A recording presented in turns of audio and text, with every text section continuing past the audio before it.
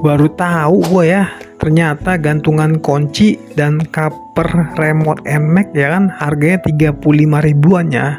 Jadi buat teman-teman ya, nih ya saya juga baru tahu ya. Ternyata cover ini sangat banget berfungsi buat cover buat remote teman-teman ya. Karena kenapa ya? Karena kalau misalkan remote teman-teman itu rusak ya kan, itu harganya gantinya itu Rp600.000 ya. Jadi buat teman-teman ya kan, mencegah itu lebih baik ya, mendingan beli aja nih cover remote, udah dapat bonus gantungan kuncinya ya.